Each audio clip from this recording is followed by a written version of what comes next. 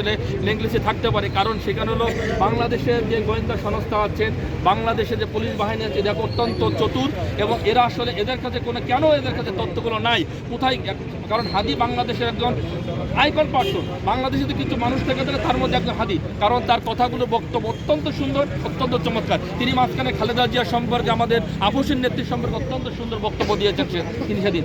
তার বিরুদ্ধে আসলে দেবে শত্রু থাকার কথা না, সে তো কারো কোনো কথা বলে না, কারো কোনো বাংলাদেশে কোনো রাজনৈতিক দলের বিপক্ষে কোনো সে কথা বলে না। সে একটা মাত্র কথা বলে, ভারতের রয়ের বিরুদ্ধে কথা বলে। আর ভারতের রয়ের বিরুদ্ধে যখন কথা বলছে, তখন এই কথাগুলো আসলে আমলিগের বিপক্ষে চলে যাচ্ছে। যখন আমলিগের বিপক্ষে চলে যাচ্ছে, তাহলে কথাগুলো ঘটনা কারা ঘটাতে পারে, কিভাবে ঘটাতে পারে। এবং এই বাংলাদেশের রাজনীতিকে যখন তফসিল ঘোষণা হয়েছে, এই বাংলাদেশের নির্বাচনকে বানচাল করার জন্য বাংলাদেশের ভিতরে একটা মাত্র দেশ, সেটা হলো ভারত, এবং ভারতের এবং বাংলাদেশ হাসিবাদী ঘোষণী এবং আমলিক সরকার একমাত্র বিরোধিতা করছে।